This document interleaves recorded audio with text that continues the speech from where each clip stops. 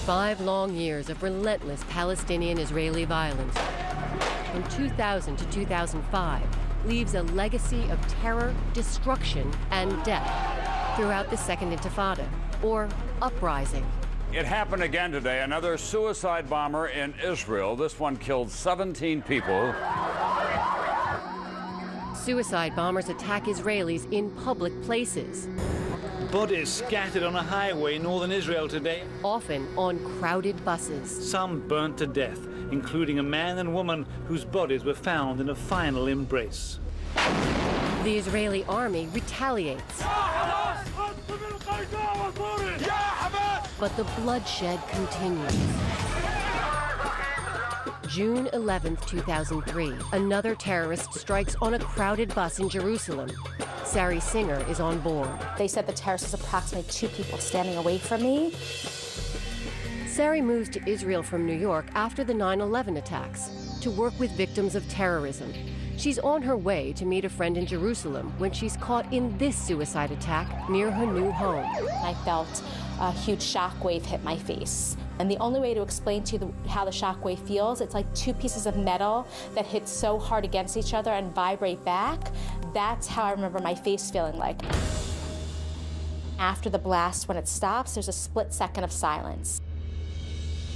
And it's not the silence that you hear outside in the summertime when the crickets are out. It's literally the silence of death all around you. Once the silence stopped, my ears started ringing very, very loud, and I started screaming. From her hospital bed, Sari makes a statement. If I leave, if I'm afraid, the Palestinians win. I had shrapnel that went through my shoulder, breaking my clavicle bone. Both my eardrums were blown from the impact of the blast. My legs were badly cut up. My hair was burned. My face was burned and bruised. Sari stays in the hospital for more than a week, but she knows she's lucky. If I hadn't taken that seat next to the window, I definitely wouldn't be here because everyone who was seated and standing around me did not survive the attack. 16 people are killed that day, more than 100 others injured. Just 6 weeks earlier, 50 miles away in Tel Aviv, another bomb goes off. How can they do this? How can they do this?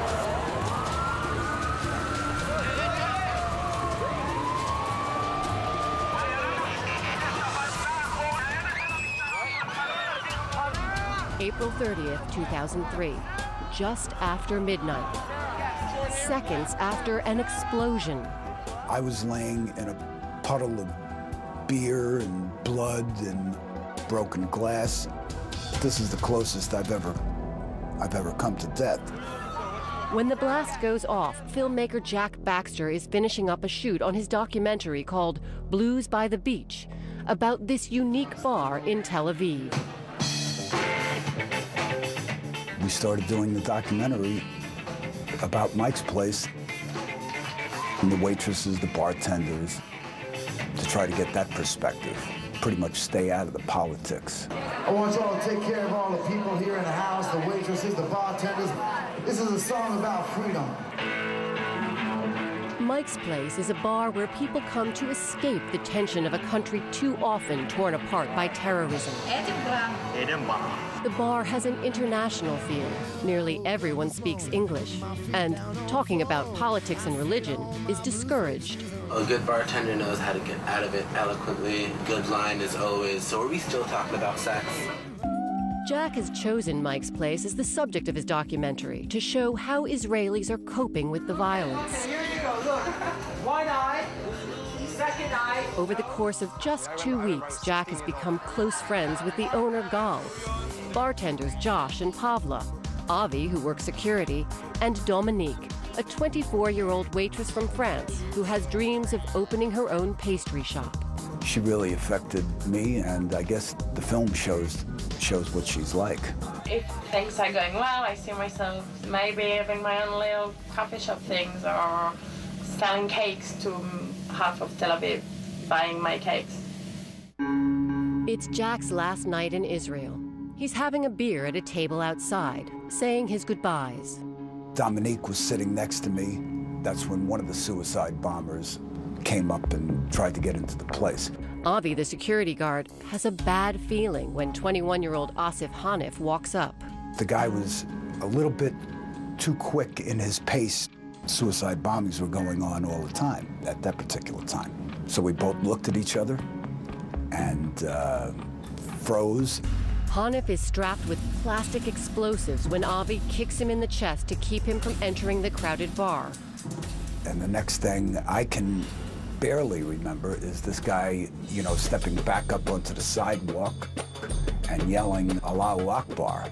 As Hanif stumbles backwards, he blows himself up. The explosion sends Jack flying into the front window. The next thing I know, I'm in the hospital, and it's 3 days later. You know Avi's okay. Yeah. he's hurt, but he's gonna be fine. He saved a lot of people's lives that night. Avi is critically wounded, but is hailed as a national hero. Who knows how many people would have been killed in that small space. So he saved, literally 100 lives. Why Mike's Place? Well, I think Mike's Place represents the best that this part of the world has to offer. Just weeks earlier, the suicide bombers at Mike's Place, Asif Hanif and Omar Khan Sharif, record this video about their plan to kill as many as possible. The real terrorists are these Israelis. They're really sickos. It's a great honor to kill one of these people. It's a great honor. Jack's burned face heals, but he still suffers from some of his other injuries. Frank and Jack. I'm partially paralyzed right down the middle. I also had both my eardrums blown out. I had 2 operations on that. They grafted a piece from my neck into my ear. Two musicians playing that night and Dominique, the French waitress who is sitting right next to Jack, are killed. Another 55 people are injured. The second suicide bomber inexplicably disappears before achieving his goal. Dropped his bomb belt and he took off. And there was a big manhunt in Israel. He was found 12 days later floating in the port of Tel Aviv. Why are there people who feel the need to hurt each other? But that doesn't mean that I'll forget you. For those who lived through this suicide attack, the close call with death is impossible to forget. After the cameras go and after the crowd disperses, you're the one that's left with mental pictures and pain. But you learn to live with it.